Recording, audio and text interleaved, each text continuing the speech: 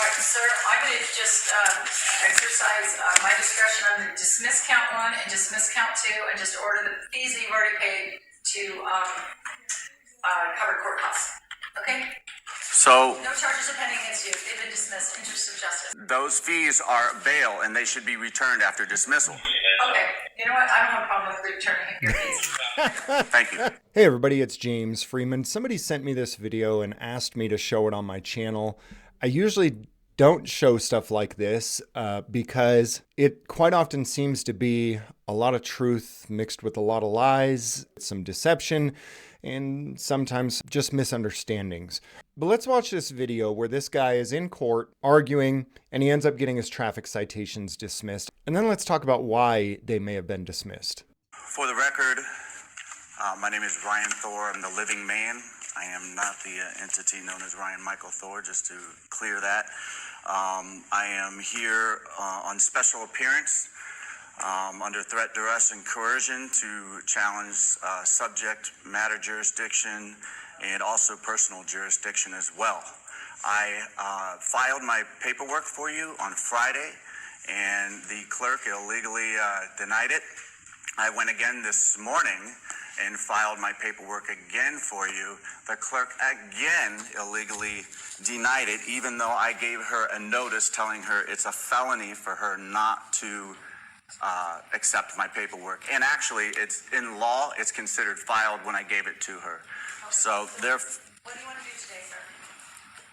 Well, Your Honor, I mean, I'm going to have to ask a few questions first, which, first of all, is I need to understand the nature and the cause of the charges against me, as well as I need to know, is this a civil jurisdiction or criminal jurisdiction? Okay, it's criminal jurisdiction. Criminal. So it's traffic infraction court, so no possibility of going to jail on any of this. You've settled one of your counts. You just proof of correction on August 26, 2022, or Ryan Michael Thor did.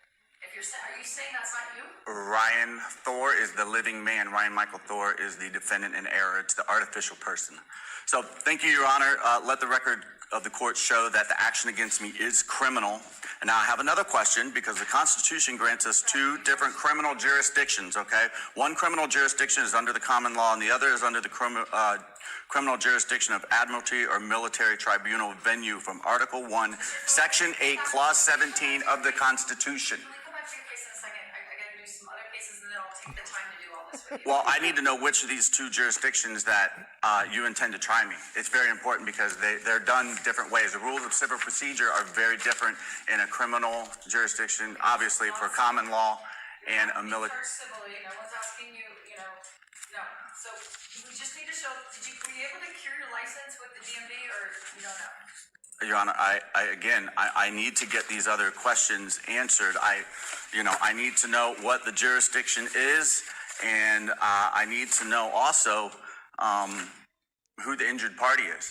The nature and cause of this. I need to know who the injured party is. Okay. I need to know who's bringing the claim. How about, the state is. So here's the deal. Do you want to have a trial date? I can give you many different dates, and you come in and you can ask all the questions, and they have to prove the charges against you. So. Thank you, Your Honor, but I don't think you'd be violating your oath of office by doing your duty under the Constitution. Okay? Mr. Thor, I'm going to have to come back to your case because I have all these other cases, and I'll take all the time in the world to do because see you, Adam, today? Wait, what's on my calendar?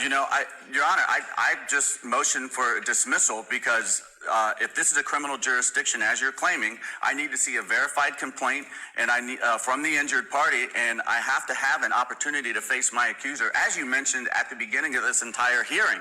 So who is the injured party? That's the question. Who's the injured party? Why am I here? I don't understand why I'm here. You paid $448.32.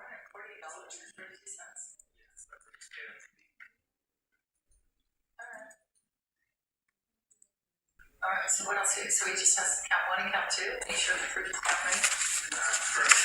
All right, sir, I'm going to just exercise my discretion. I'm going to dismiss count 1 and dismiss count 2 and just order the fees that you've already paid to cover court costs. Okay?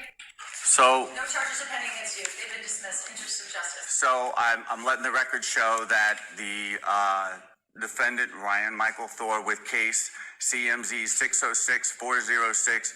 All charges are dismissed. Is that correct? And whatever fees were paid are going towards court costs, okay? Those fees are bail, and they should be returned after dismissal. Okay, you know what, I don't have a problem with returning your fees. Thank you. Wait.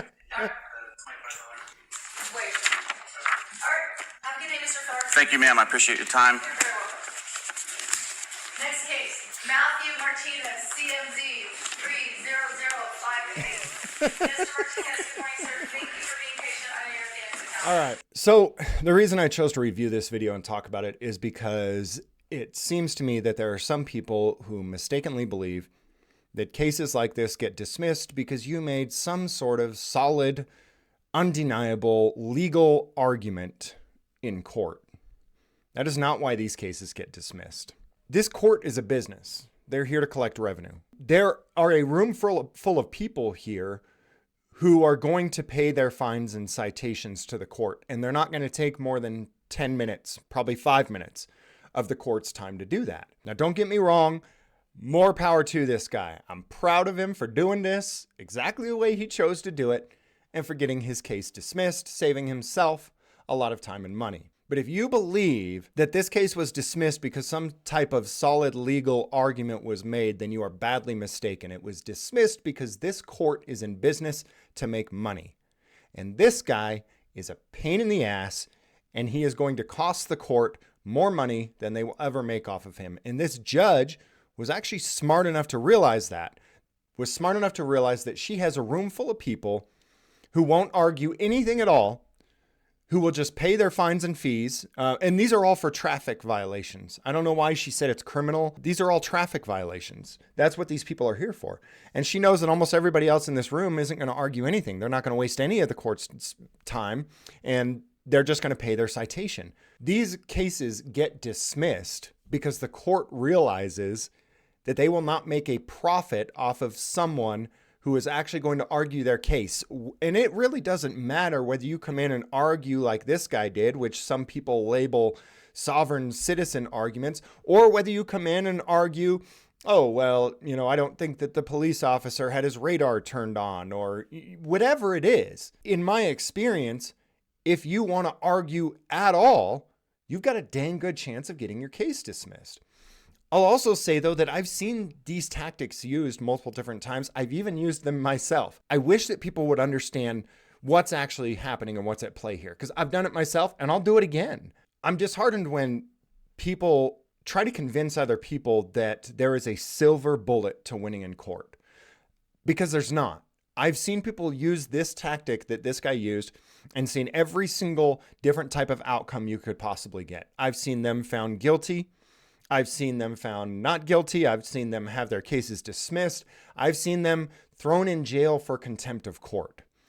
And so my only hope is to destroy this rhetoric and this idea that somebody's got a silver bullet. And if you walk into court with their script and you use their script and you do it just right, you're always going to win and you're always going to get your case dismissed, because that's just not the way it works. Have I used methods like this? Yes. Will I use it again, especially in a civil case with a speeding citation or driving on a suspended license or something like that? Absolutely. Absolutely. I'll do it every time. But do I walk in with this ignorant mindset that, my gosh, I'm the smartest man alive and I've got the silver bullet to convince this judge that I know the law better than her and therefore my case is going to be dismissed? No, that's just ignorant. You need, if you're going to try something like this, you need to at least understand what's really at play here. Personally, I would love to see every single person that ever receives a traffic citation demand a jury trial. The court cannot handle giving genuine, fair, due process to every single person that they try to extort. They can't do it. And therefore, if every single person that they tried to extort had the time to spend doing stuff like this and arguing with the court, they would have to dismiss most of these cases. And eventually they'd have to realize we need to stop extorting people for victimless crimes. Now, another thing to consider is that I personally don't think that I've ever seen someone have their case dismissed after just one appearance. And if you can get it done in one appearance, then I think that you're winning. But most of us do have jobs. We do have careers. We have to go to work every day. We have families. We have a lot of things to do. And so for me, when I try to decide whether I'm going to go to court and argue something or whether I'm just going to pay the fine, just like the court is trying to weigh out, hey, how much money can we make off of this guy and how much is it going to cost us? I'm also trying to figure out, hey, how much is this fine? How much money am I going to lose by taking off work today? So for me, all of these things are taken into consideration. And if I've got a $60 ticket for not wearing a seatbelt, I'm going to weigh that out and say, well, gosh, I mean, if I'm going to have to take a half a day off work to go and argue this, there's a good chance I'm just going to send them $60. On the other hand, there are some times where I will make a stand just simply out of principle and spend $500 worth of my time not going to work and instead coming in and arguing with them to avoid giving them $60. And if that's and if you think that's a principled stance that you need to make, then by all means, more power to you.